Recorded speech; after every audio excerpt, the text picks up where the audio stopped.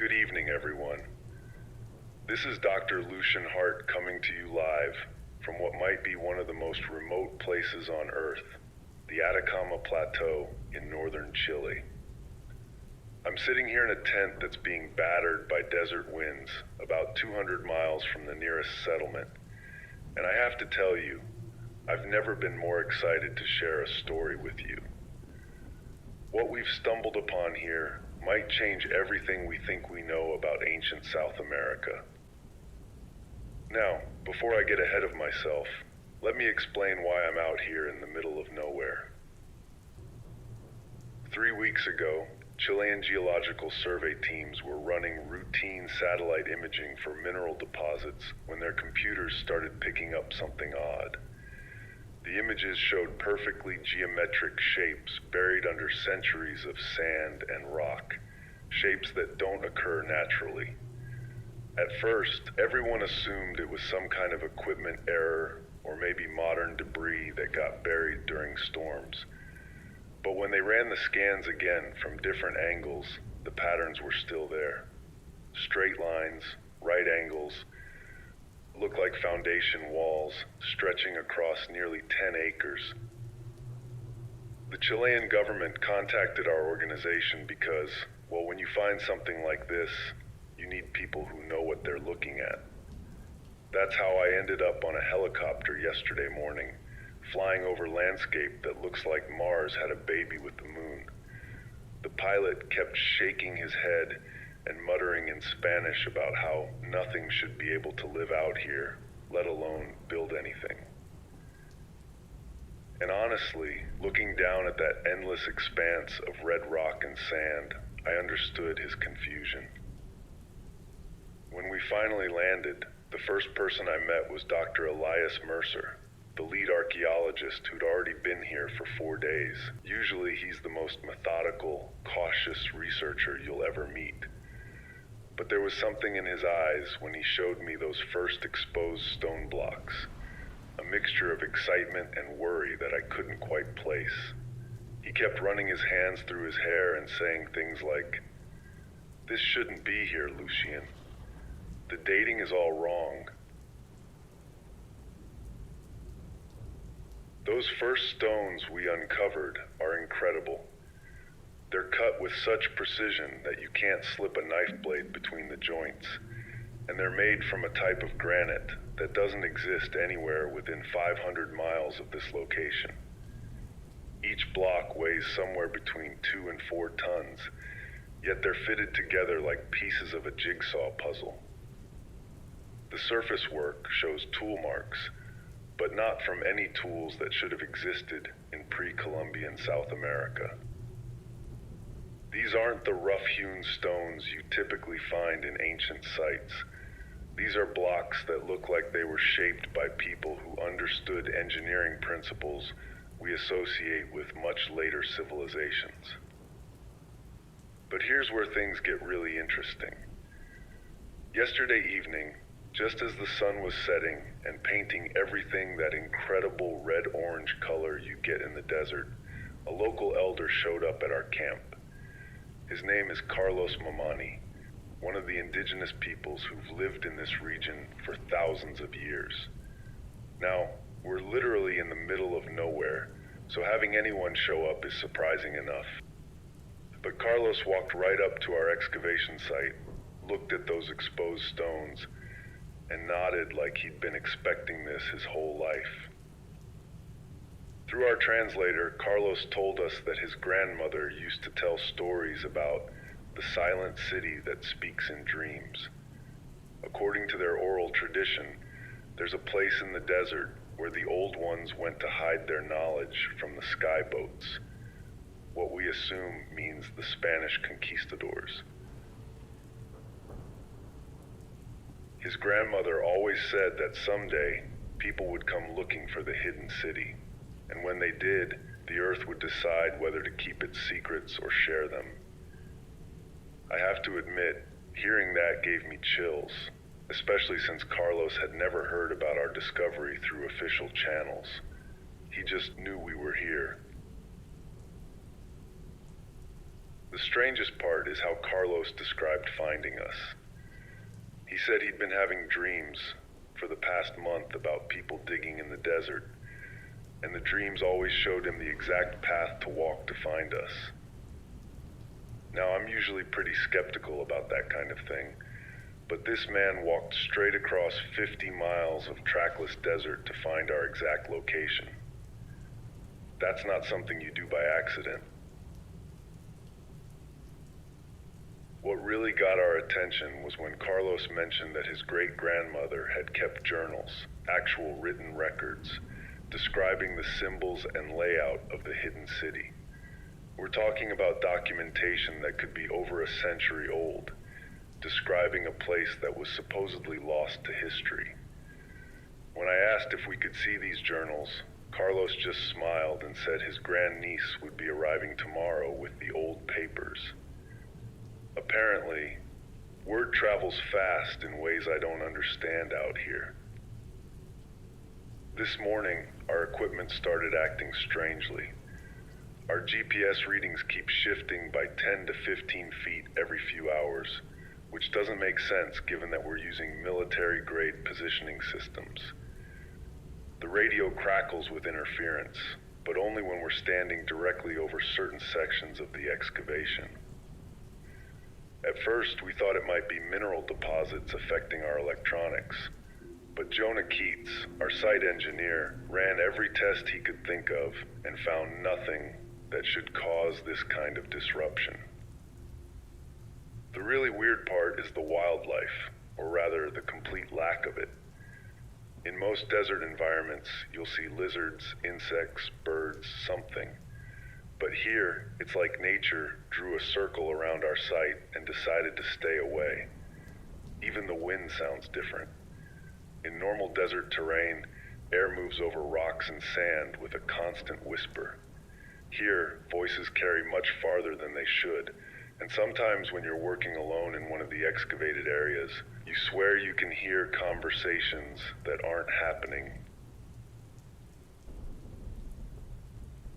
Late last night, while I was updating my notes, we made our most significant discovery yet.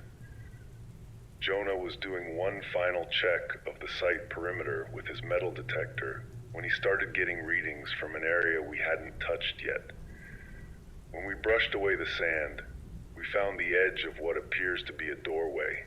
Not just an opening, but an actual worked stone threshold with carved symbols running along both sides.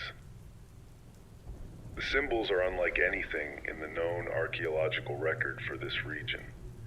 They're not Inca, not Tiwanaku, not any of the cultures we associate with pre-Columbian South America. They're carved deep into the stone with incredible consistency, like they were done by someone who had all the time in the world and access to tools we can't identify. What's fascinating is that each symbol appears to be part of a larger sequence, running from one side of the doorway to the other, in what looks like some kind of formal inscription. This morning, we finally got some answers when a young woman arrived at our camp, driving a battered Jeep that somehow made it across terrain. I wouldn't attempt with a tank. She introduced herself as Lila Thorne, a graduate student in linguistics from the University of Santiago, and she's the grandniece Carlos mentioned. She brought with her a leather satchel containing 3 handwritten journals, filled with sketches and notes in Spanish, Quechua, and what appears to be the same unknown script we found on the doorway. Lila explained that her great-great-grandmother was a local woman who married a Chilean mining engineer in the 1870s. According to family stories, her husband was part of a surveying expedition that discovered ruins in the desert, but was ordered by the government to keep quiet about the find. The woman, whose name was Elena Vargas, apparently spent years learning about the site from local elders and documenting everything she could in her journals. When Lila opened the first journal and showed us Elena's sketches, my hands started shaking. The drawings matched our excavation site exactly, Not just the general layout, but specific details like the shape of individual stones and the pattern of symbols on the doorway. Elena had drawn things we hadn't uncovered yet, sections of the site that are still buried under tons of sand. Either this woman was incredibly lucky at guessing, or her documentation is going to serve as a roadmap for our entire excavation. But perhaps the most unsettling entry in Elena's journals is a note dated December 15th, 1873. She wrote, in careful Spanish, "The elders say the hidden people knew their time was ending. They chose to sleep rather than fight, to wait rather than resist. The city holds their dreams until someone worthy comes to wake them. But waking and disturbing are different things, and the earth will judge which we are doing."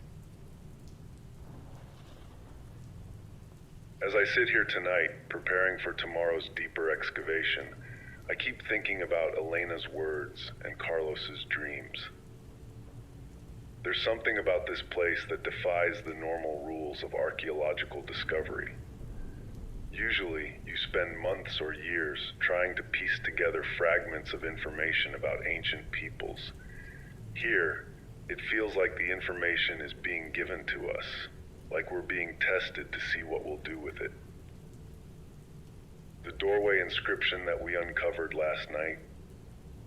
This afternoon, Lila compared it to one of her great-great-grandmother's sketches and translated the central phrase. It reads, "Those who enter carry the burden of truth." Now, I've been doing this work for 25 years, and I've never found an ancient inscription that felt like it was speaking directly to me. But standing in front of those stones tonight, with the desert wind howling around us, and the stars brighter than I've ever seen them, I can't shake the feeling that we're about to discover something that will change not just archaeology, but how we think about human civilization itself. Tomorrow, we begin our descent into whatever lies beneath these stones. I'll be broadcasting every step of the journey because I believe you deserve to witness this discovery as it unfolds. But I also have to admit that Elena Vargas's warning keeps echoing in my mind. Waking and disturbing are different things, and we're about to find out which one we're doing.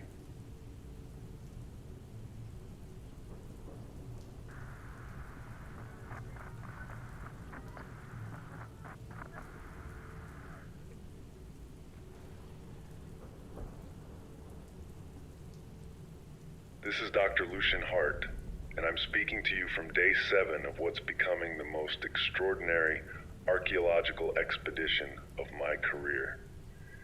If you've been following our broadcasts, you know we discovered an ancient doorway with an inscription that translates to, "Those who enter carry the burden of truth." Well, yesterday we crossed that threshold, and I need to tell you what we found on the other side. But first, let me bring you up to speed on how our team has grown since my last broadcast. Word of our discovery somehow reached the University of Chile's archaeology department, and they sent us Dr. Mara Voss, a linguistic specialist who spent her career studying dead languages. When I say this woman is brilliant, I mean she can look at a fragment of ancient text and tell you not just what it says, but how the person who wrote it was feeling when they carved it.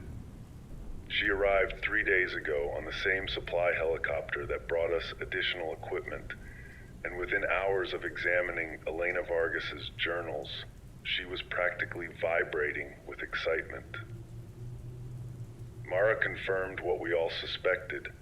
The script in those journals represents a completely unknown language family. She's found elements that seem related to Proto-Quechua, but mixed with symbols that don't match anything in the existing archaeological record. What's fascinating is that whoever developed this writing system understood linguistic principles that we didn't discover academically until the 20th century.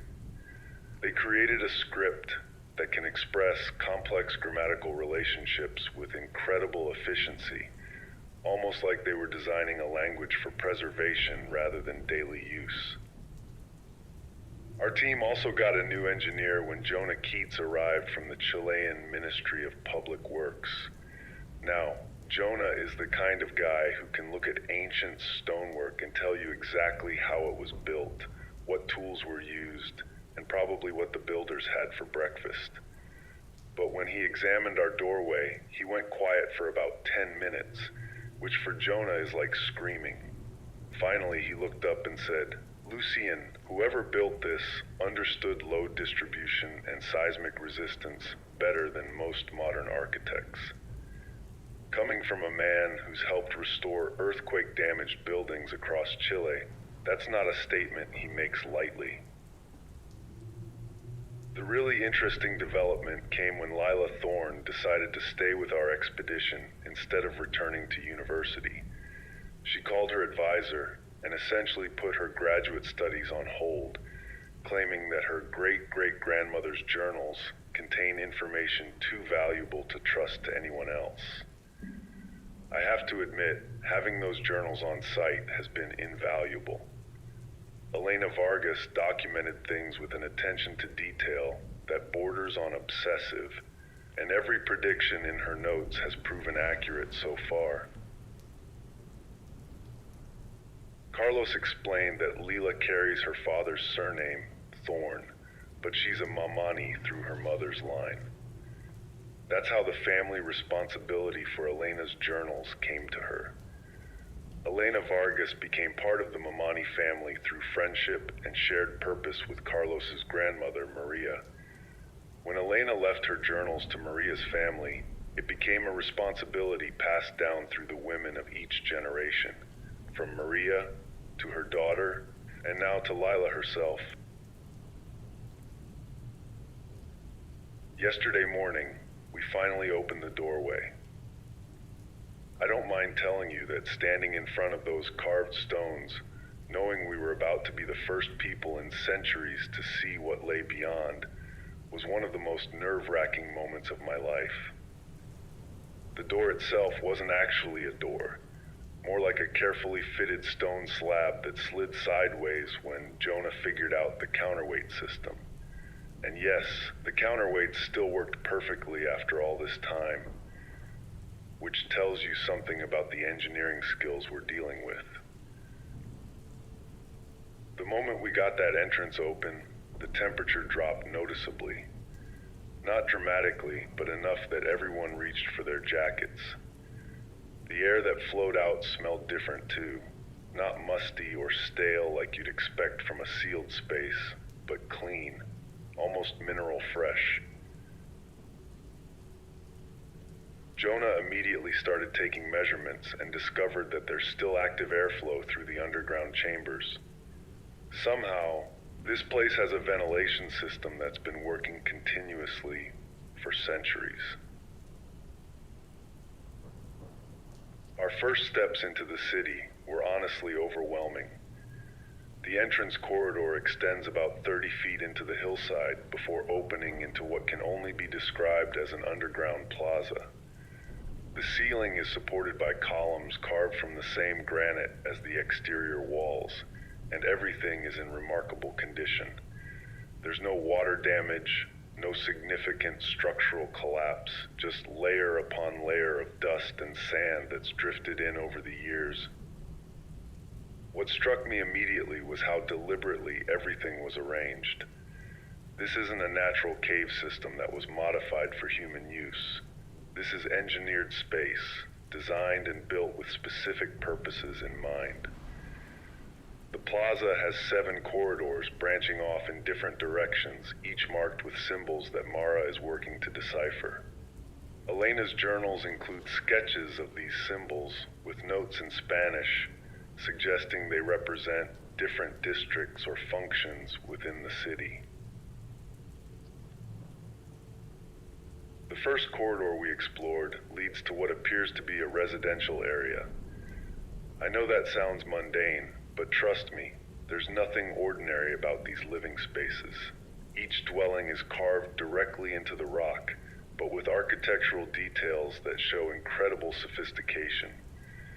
There are built-in water channels, storage areas carved at specific heights, even what look like ventilation shafts that connect to the main airflow system. Jonah spent an entire afternoon examining the water channels and finally announced that they're designed to capture and distribute condensation from the ventilation system.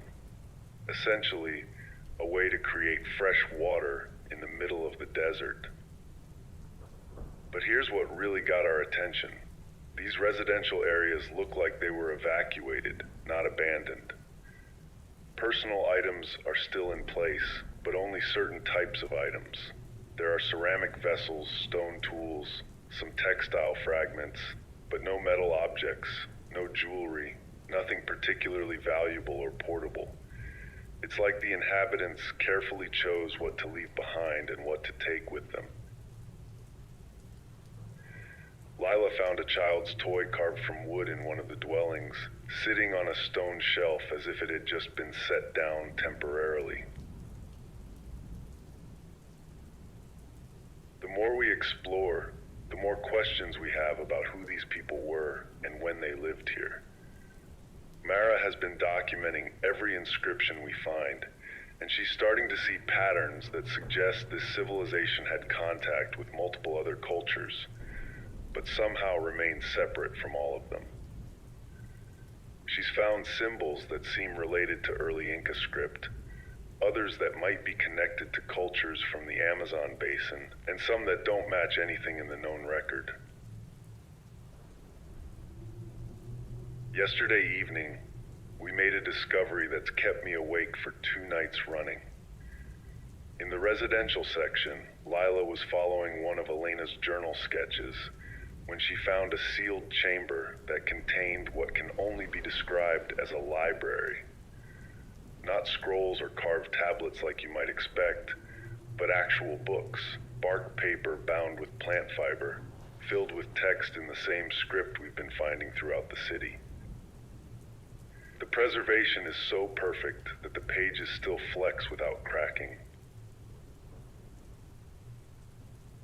Mara has been working around the clock to translate these texts, and what she's finding is extraordinary. These aren't religious documents or royal proclamations.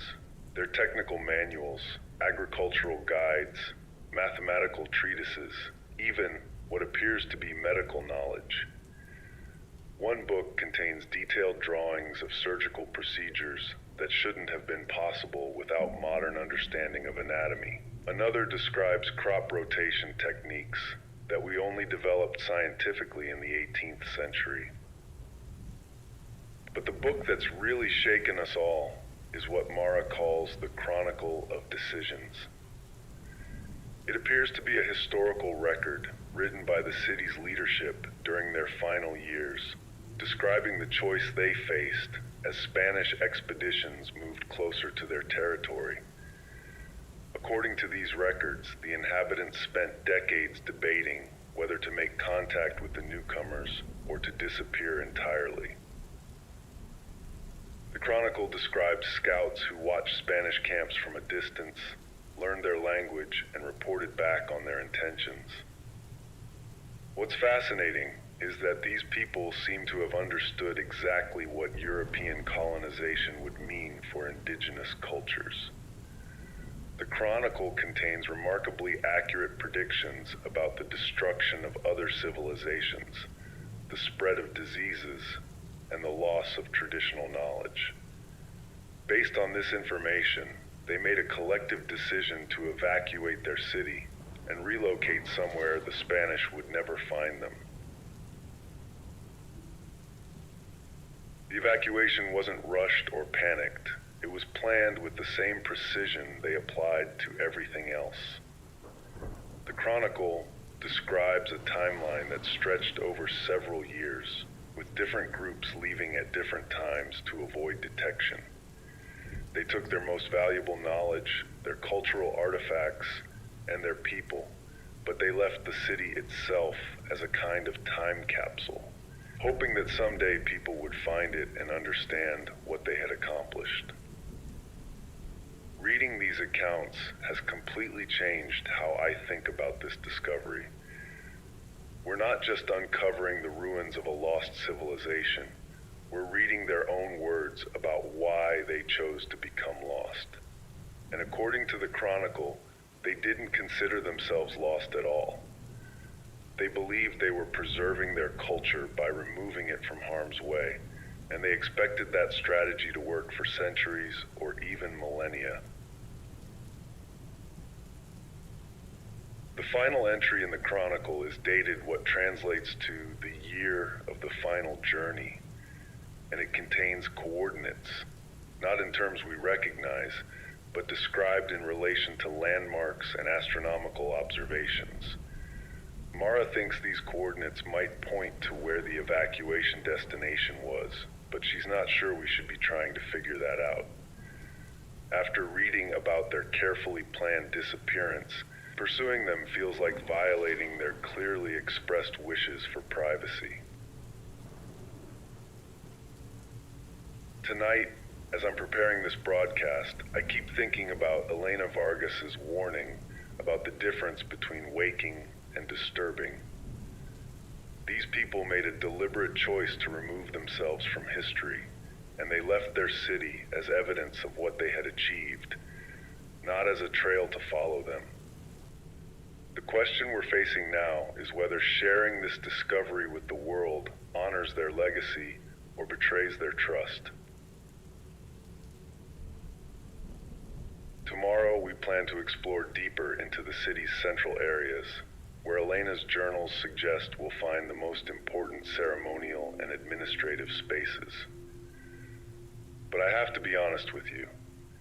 Every step we take feels like we're walking further into an ethical minefield.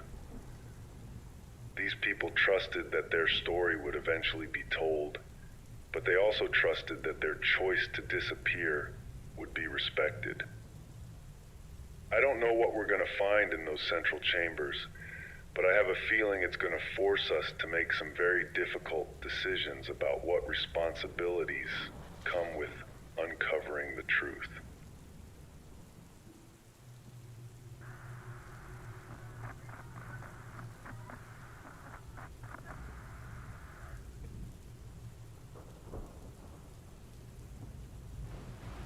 This is Dr. Lucian Hart, broadcasting from our base camp on what is now day 12 of our expedition into the hidden city.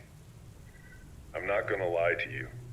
The last few days have shaken everything I thought I knew about ancient civilizations, about archaeology, and about the responsibilities that come with uncovering secrets that were deliberately buried. What we've discovered in the Central Archives has left our entire team questioning not just what we've found, but what we should do with it. Let me start with what happened 3 days ago, when we finally reached the heart of the city. Following Elena Vargas's journal sketches, we made our way through a series of increasingly elaborate corridors until we reached what can only be described as the administrative center. The architecture here is different from the residential areas, more formal, more ceremonial, with carved reliefs depicting what Mara believes are historical events and cultural achievements. The Central Archive chamber is absolutely breathtaking. Picture a circular room about 40 feet across with stone shelving carved directly into the walls, rising from floor to ceiling in a spiral pattern. Every shelf is filled with documents, bark paper books, clay tablets, carved stone panels, even some kind of treated leather scrolls that are still flexible after centuries. The preservation is so perfect that when Mara opened the first book, the pages rustled like they'd been written yesterday. But here's what really took our breath away. This isn't just a random collection of documents. The archive is organized with a sophistication that rivals modern library systems. Each section is clearly marked with symbols indicating subject matter and there's even what appears to be a catalog system carved into stone panels near the entrance. These people didn't just preserve their knowledge, they organized it for future discovery. Mara has been working 18-hour days trying to translate the most significant documents, and what she's uncovered has completely rewritten our understanding of this civilization.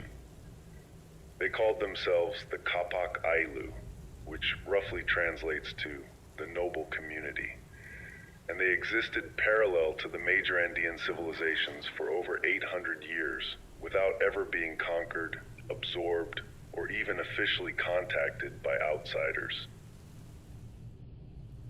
The historical records show that the Kapagailu were master observers and analysts. They had scouts who traveled throughout South America, learning languages, studying other cultures, and reporting back on everything from agricultural techniques to political structures. They absorbed the best ideas from every civilization they encountered, but they never revealed themselves or their location. Essentially, they were cultural researchers who spent centuries perfecting their society by learning from everyone else's successes and failures. Their agricultural records are incredible. Jonah has been studying their engineering documents, and he says their farming techniques were more sophisticated than anything we use today. They developed drought-resistant crops by selective breeding programs that lasted generations. They created terraced farming systems that could produce food in desert conditions by capturing every possible source of moisture. Most remarkably, they calculated the exact carrying capacity of their environment and maintained their population at sustainable levels through what appears to have been voluntary family planning. The medical knowledge preserved in these archives is equally astounding. Mara found detailed anatomical drawings that show understanding of circulatory systems, nerve pathways, and surgical procedures that weren't supposed to exist in pre-Columbian America. They had developed anesthetics from local plants, antiseptic treatments using mineral compounds, and even basic prosthetics for people who lost limbs. One document describes cataract surgery performed with tools so refined that Jonah says he couldn't improve on the design with modern materials. But the documents that have really shaken us are the political and social records. The Capac Ailu governed themselves through what we'd recognize today as a form of participatory democracy. Every major decision was made by community consensus after extensive debate and analysis. They had no permanent rulers, no hereditary nobility, no military class. Instead, they rotated leadership responsibilities based on expertise and community trust.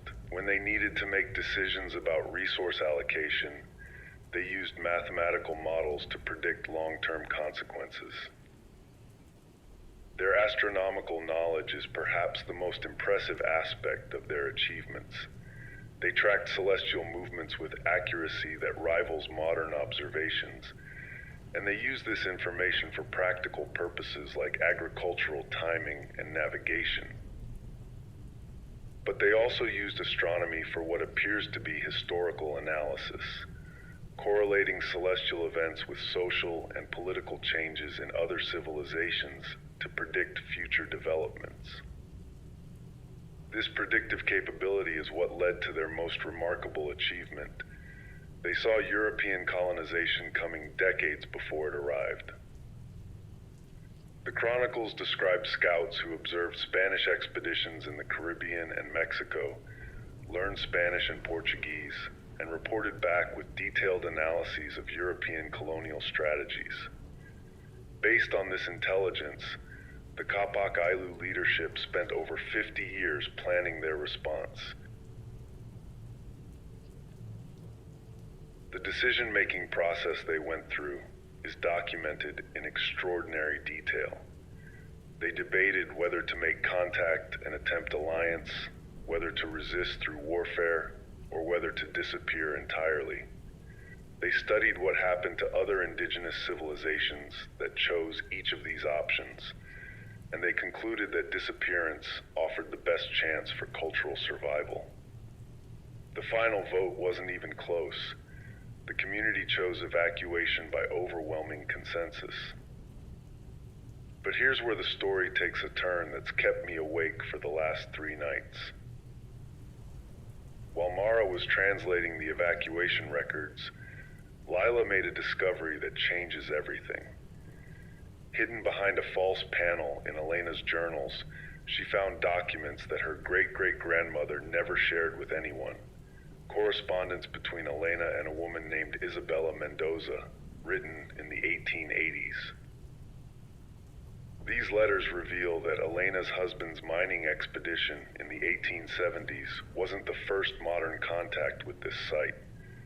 According to Isabella's letters, there was an earlier expedition in the 1840s led by a British archaeologist named James Crawford. Crawford's team spent several months documenting the site, but they were approached by representatives of the Capac Ayllu descendants who explained the situation and asked them to keep the discovery secret. Crawford apparently agreed to this request, but he documented everything in detailed journals before sealing the site and reporting to the British government that they'd found nothing of significance. Isabella Mendoza was Crawford's translator and assistant, and she maintained contact with the Capac Ayllu descendants for decades afterward. Her letters to Elena describe ongoing communication with communities in the Amazon basin who are direct descendants of the people who evacuated this city. This revelation has created a crisis for our team. We're not just dealing with archaeological remains. We're potentially dealing with living people who have spent over 4 centuries successfully hiding from the outside world. According to Isabella's letters, the descendants have been monitoring archaeological expeditions throughout the Andes, making contact when necessary to protect their ancestors' choice to remain hidden. Elena's final journal entry, which Lila only found yesterday, describes a visit she received in 1892 from a woman who spoke perfect Spanish but claimed to be from the hidden families. This woman explained that Elena's documentation of the site was acceptable because she understood the need for secrecy, but warned that any attempt to publicize the discovery would be met with intervention by the descendants. The more we learn about this situation, the more complex our ethical position becomes. We're archaeologists, and our job is to study and share knowledge about human history. But we're also dealing with a living culture that has explicitly chosen privacy and has successfully maintained that privacy for centuries. The Capac Ayllu didn't disappear because they were conquered or died out. They disappeared because they made a collective decision that isolation was the best strategy for cultural preservation. Last night, something happened that forced us to confront these questions directly. Jonah was doing his usual evening equipment check when our radio picked up a transmission on a frequency we'd never monitored before. The signal was weak and brief, but it was definitely human speech in what sounded like the same language Mara has been translating from the archives. We couldn't make out specific words, but the cadence and phonetic structure matched the linguistic patterns she's identified. Mara spent the entire night analyzing the recording, and this morning she confirmed what we all suspected. Someone was speaking the language of the Capac Ayllu. Not an ancient dialect or a reconstructed academic version, but living, contemporary speech with modern grammatical structures and vocabulary. The transmission lasted only about 30 seconds, but it included words that don't appear anywhere in the historical documents, terms that seem to describe modern concepts and technologies. This morning, while we were discussing what this might mean, Carlos Mamani returned to our camp with news that's forced us to make some immediate decisions. According to Carlos, word of our discovery has reached other indigenous communities throughout the region, and there's growing concern about what we might reveal to the outside world. He's been asked to serve as an intermediary, to find out what our intentions are, and to convey messages from people he describes as the families who remember. Carlos told us that if we're willing to listen, representatives of these families would like to meet with us to discuss our discovery and what should be done with the knowledge we've gained. He emphasized that these aren't threats or demands. They're requests for dialogue from people who consider themselves guardians of their ancestors' wishes. They understand that we've made legitimate archaeological discoveries, but they're hoping we can find a way to honor both scientific curiosity and cultural preservation. The meeting is scheduled for tomorrow evening, and I have to admit that I'm more nervous about it than I've ever been about any professional encounter. We're not just meeting with local community leaders or government officials. We're potentially meeting with representatives of a civilization that successfully chose invisibility over conquest, and who have maintained that choice for over 4 centuries. Tonight, as our team prepares for this encounter, we're all grappling with questions that go far beyond archaeology. What do we owe to scientific knowledge versus cultural autonomy? What responsibilities come with uncovering secrets that were deliberately hidden? And perhaps most importantly, is it possible to share the remarkable achievements of the Capac Ailu without betraying their descendants' trust? Tomorrow's meeting will likely determine not just what we do with our discoveries, but what kind of archaeologists we choose to be. I'll be broadcasting the results because I believe this conversation about the ethics of discovery is something the world needs to hear, regardless of what we ultimately decide about the Capac Ailu themselves.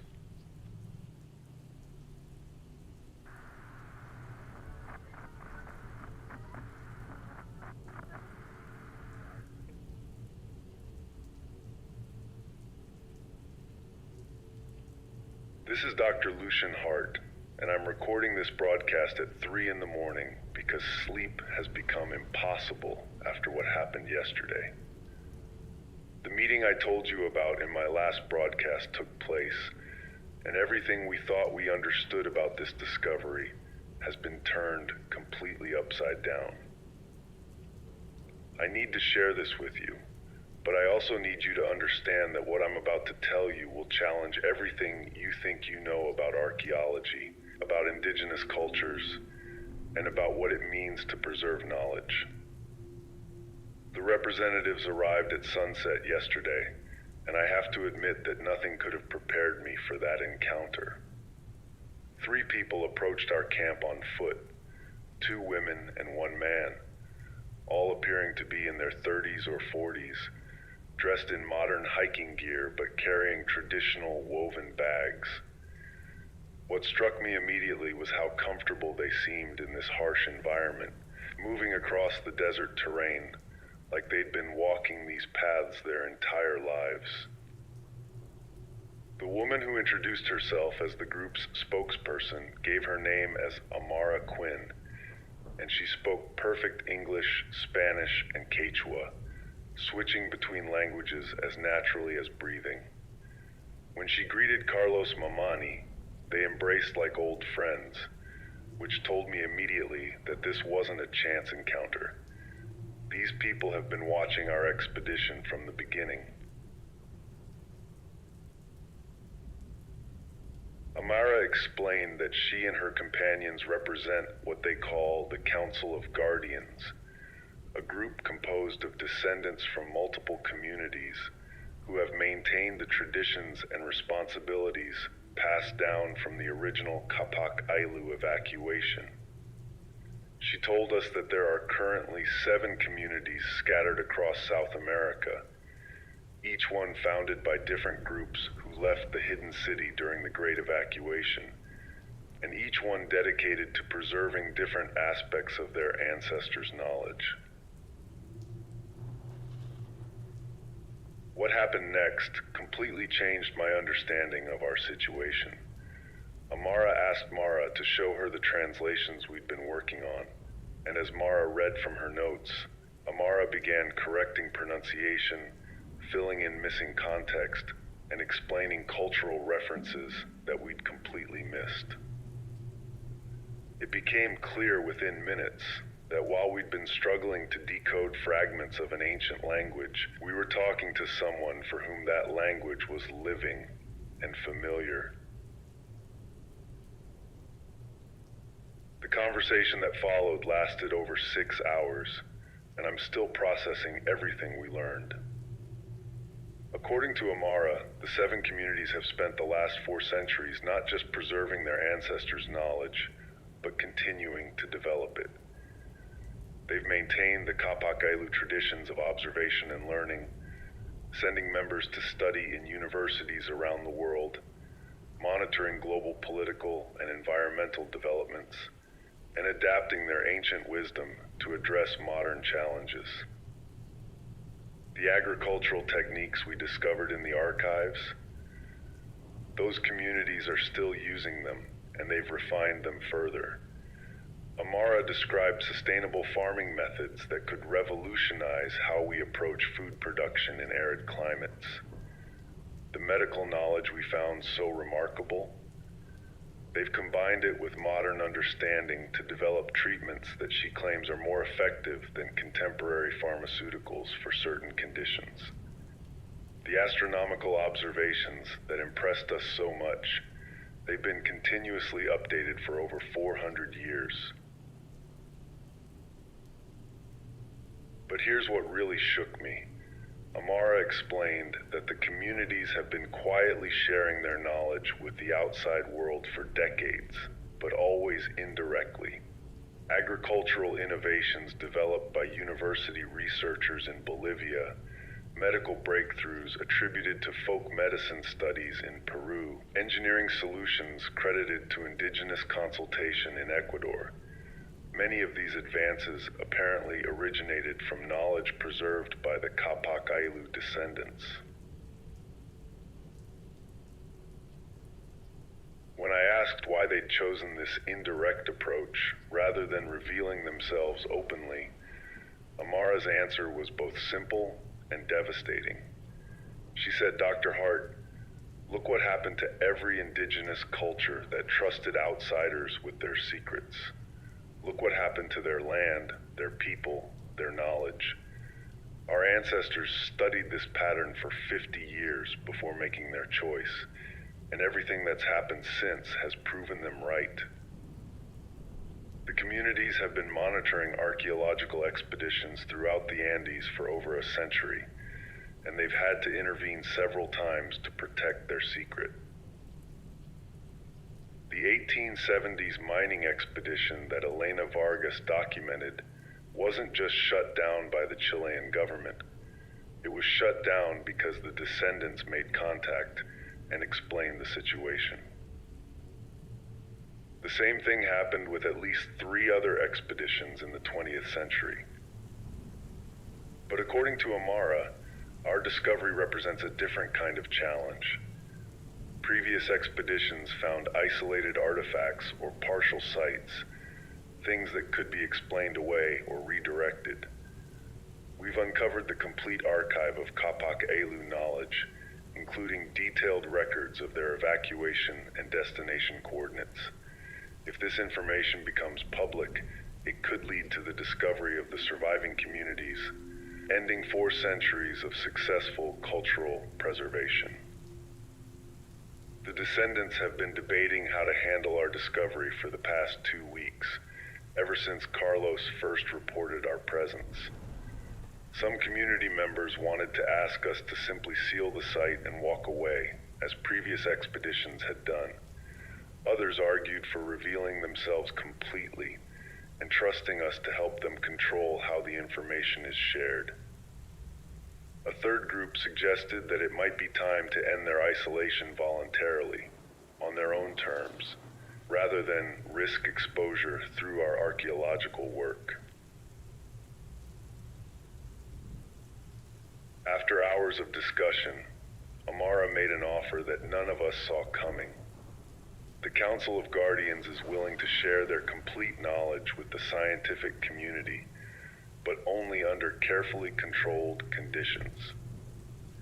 They want to partner with established universities and research institutions to gradually release information about Kapakailu achievements, presenting them as collaborative research between indigenous communities and academic scholars, rather than as discoveries made by outsiders.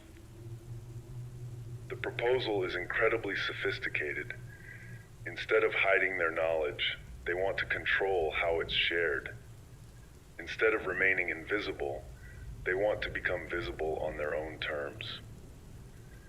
They're offering to revolutionize agriculture, medicine, and environmental science, but they want to do it in a way that protects their communities from exploitation and ensures that they receive proper credit for their ancestors' achievements. But here's the condition that's kept me awake all night. They want our team to be the bridge between their communities and the academic world. They're asking us to help them reveal themselves gradually, to serve as advocates and interpreters, to ensure that when their knowledge becomes public, it's presented in a way that honors their culture and protects their people. Amara explained that they've been preparing for this possibility for decades. They have detailed plans for how to engage with governments, universities, and international organizations.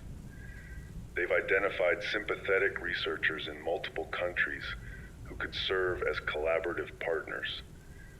They've even developed strategies for protecting their communities from tourism and commercial exploitation.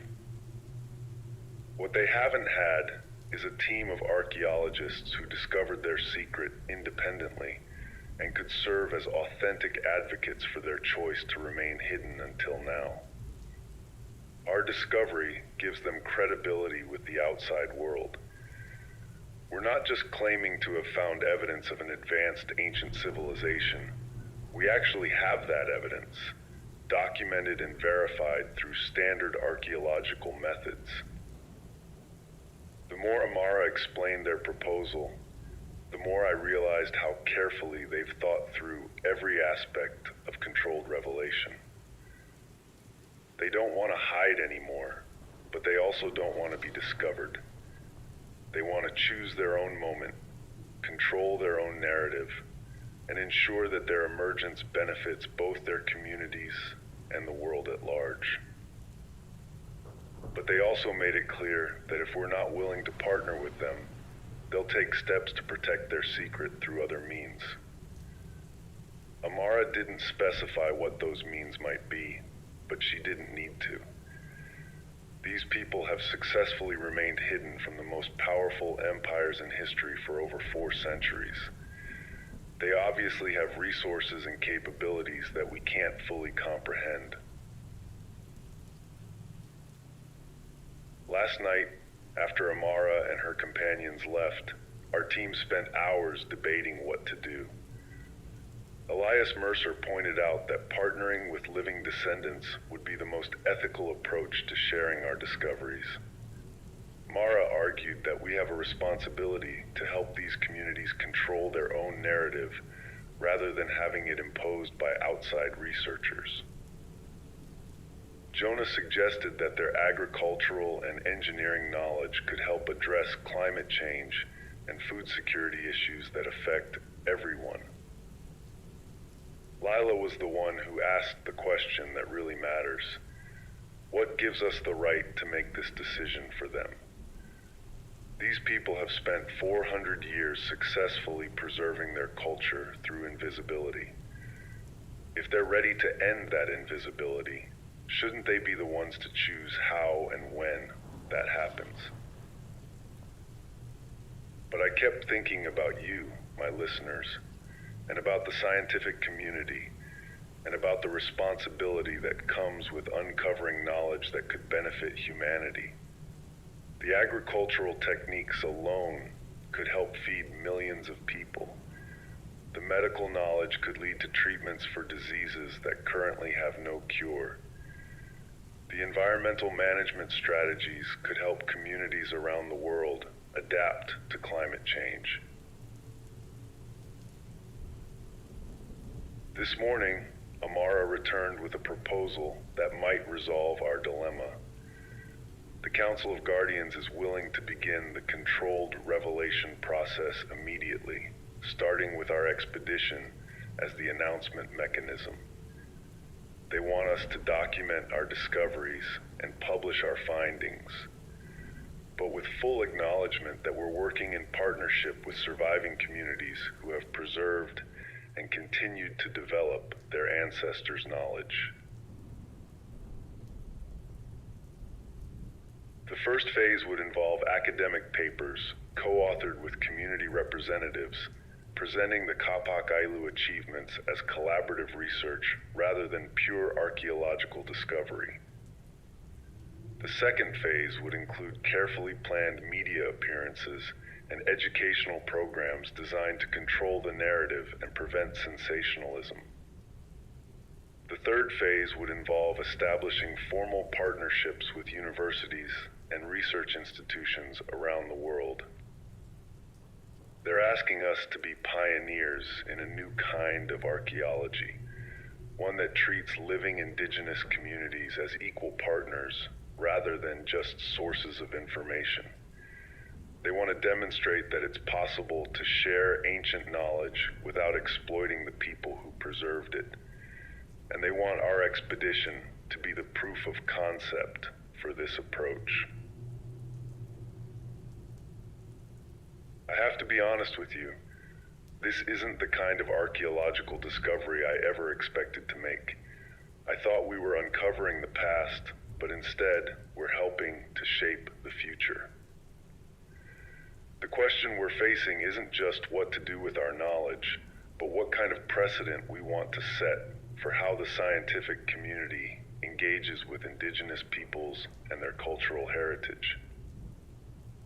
Tomorrow, we're scheduled to visit one of the nearby communities to see firsthand how the descendants have preserved and developed their ancestors' knowledge. It will be the first time in over 400 years that outsiders have been invited into their world, and honestly, I'm more nervous about that visit than I was about entering the hidden city. Whatever we decide, it's going to change archaeology forever, and maybe that's exactly what needs to happen.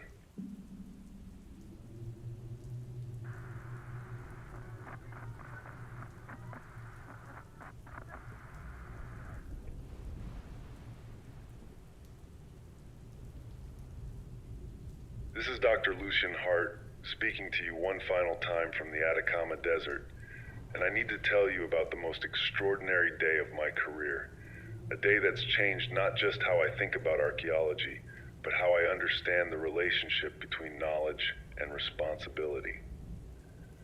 Yesterday, our team became the first outsiders in over 4 centuries to visit a living Kapak Ailu community, and what we experienced there has convinced us that some discoveries are more important for how they change the future than how they illuminate the past. The journey to the community took us 6 hours by jeep across terrain that would challenge most military vehicles. Amara Quinn guided us through mountain passes and desert valleys that don't appear on any map, following routes that her people have used for generations to maintain contact between their scattered settlements.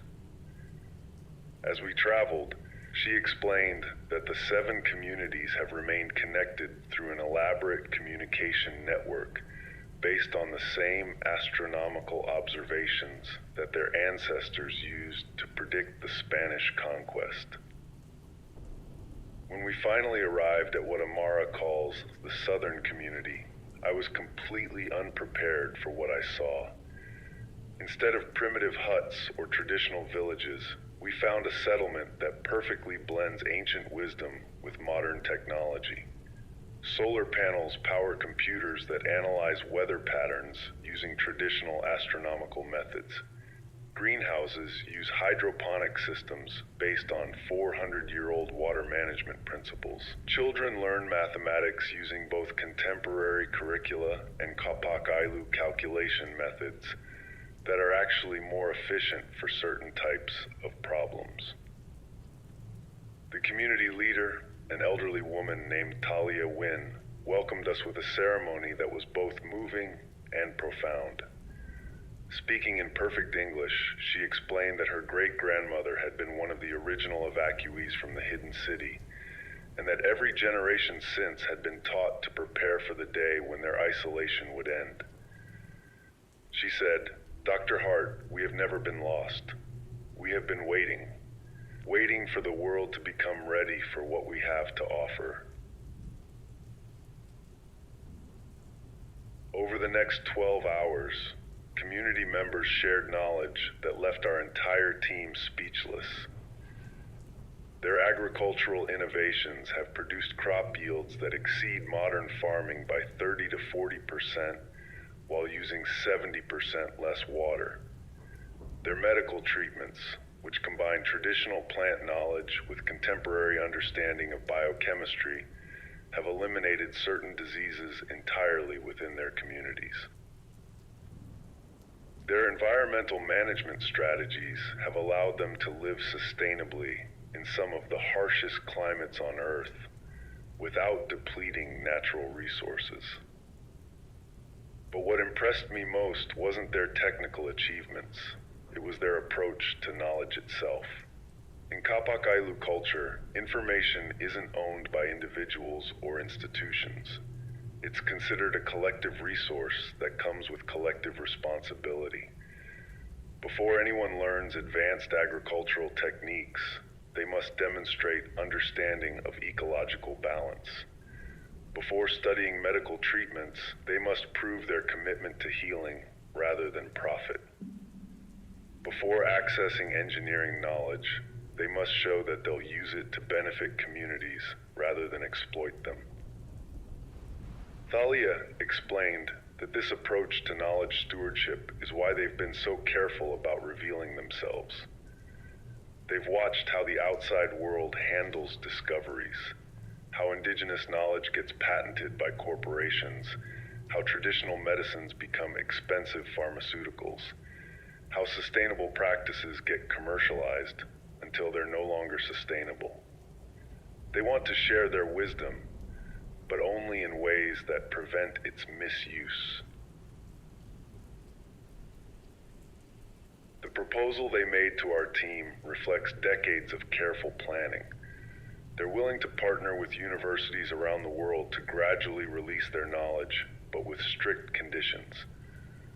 All research must be collaborative, with community members as equal partners rather than consultants.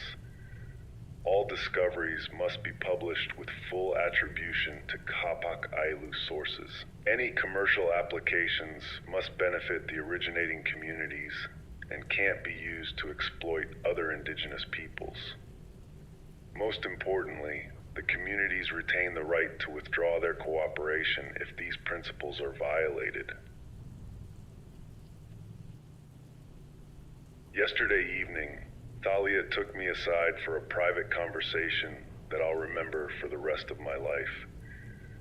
She said, "Dr. Hart, your people have a saying about standing on the shoulders of giants, but you rarely acknowledge whose shoulders you're standing on, and you almost never ask permission to climb up there.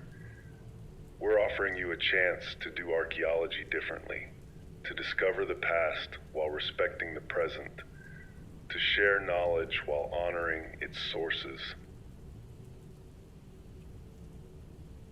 She's right, and I think most honest archaeologists would admit that our field has a troubled history when it comes to indigenous peoples and their cultural heritage.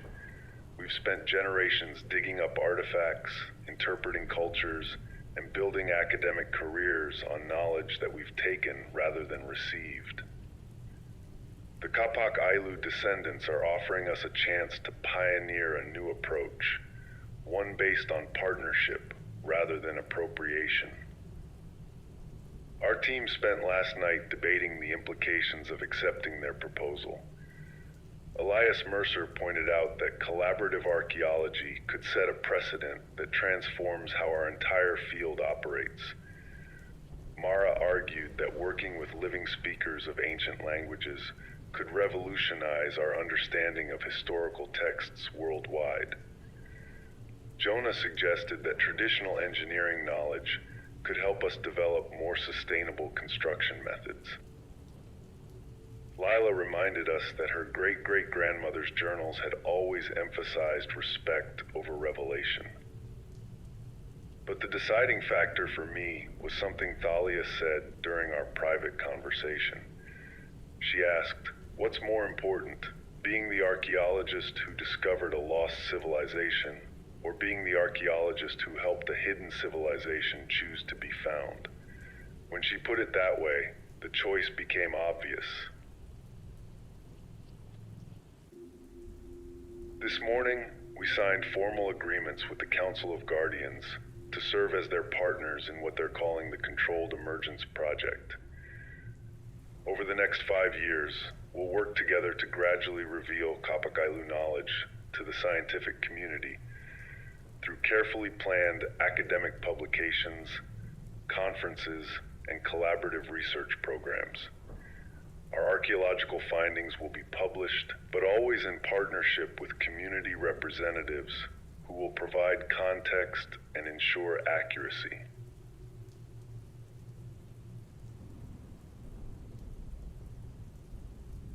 The first phase begins next month, when Mara and Amara will co-present a paper on Capac Ailu linguistic innovations at the International Conference on Indigenous Languages. Jonah and community engineers will collaborate on sustainable construction research at 3 different universities. Elias will work with community historians to document the complete evacuation process as a case study in successful cultural preservation. I'll be writing about the ethical implications of our discovery for archaeological journals worldwide. But perhaps most importantly, the communities have agreed to establish the Capac Ailu Institute, an educational center where researchers from around the world can learn traditional knowledge directly from its practitioners. The institute will be located at the original Hidden City site, which will be restored and developed as a living museum rather than a tourist destination. Access will be limited to serious researchers who agree to the community's collaboration principles. The decision to reveal themselves wasn't made lightly. Thalia explained that the communities have been monitoring global environmental and political conditions for decades, waiting for the right moment to emerge. Climate change, food insecurity, and environmental degradation have convinced them that the world needs their knowledge now more than it needs their continued invisibility. They believe that sharing their sustainable living practices could help humanity address some of our most pressing challenges. I have to admit that I'm nervous about what comes next. We're essentially betting our careers on a completely new approach to archaeology, one that has never been attempted at this scale. There will inevitably be criticism from colleagues who believe that academic research should be independent of political considerations. There will be pressure from institutions and funding agencies who want more traditional forms of publication and discovery. There will be challenges from corporations and governments who want access to traditional knowledge without accepting the responsibilities that come with it. But I'm also more excited about archaeology than I've been in decades. We have the opportunity to demonstrate that scientific discovery and cultural respect aren't mutually exclusive. that indigenous knowledge and academic research can enhance each other rather than compete. Most importantly, we can show that the most profound archaeological discoveries aren't always about the past. Sometimes they're about creating a better future. The hidden city itself will remain partially sealed, with only certain areas accessible to researchers working through the Institute. The most sacred spaces, including the ceremonial chambers that we never explored, will remain off-limits to outsiders. The communities want to preserve the mystery and spiritual significance of their ancestors' final home while sharing the practical knowledge that could benefit humanity. As I prepare to leave this remarkable place, I keep thinking about Elena Vargas's warning about the difference between waking and disturbing. I believe we've chosen to wake rather than disturb, to honor rather than exploit, to partner rather than appropriate. The Capac Ailu descendants spent 4 centuries successfully preserving their culture through invisibility. Now they're trusting us to help them preserve it through visibility. This story began with the discovery of geometric shapes buried in the desert, but it's ending with the emergence of living people who chose to reveal themselves on their own terms. We thought we were uncovering a lost civilization, but instead we've been privileged to witness a hidden civilization choosing to be found. To you, my listeners, I want to say this. The next time you hear about archaeological discoveries involving indigenous peoples, ask yourself whether the research was done with those people or to those people. Ask whether the benefits of the discovery are being shared with the communities whose ancestors created the knowledge being studied. Ask whether the archaeologists involved are building bridges or just building careers.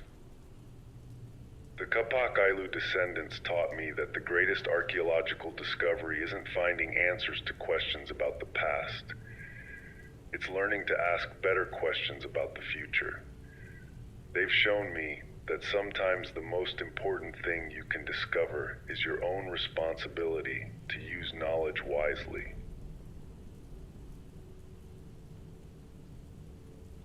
This is Dr. Lucian Hart, signing off from Archaeological Frontiers Radio.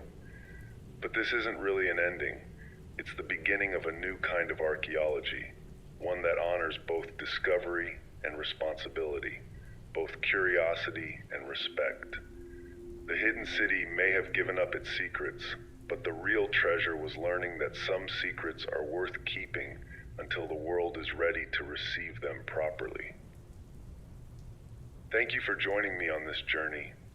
I hope it's changed how you think about discovery as much as it's changed how I think about archaeology.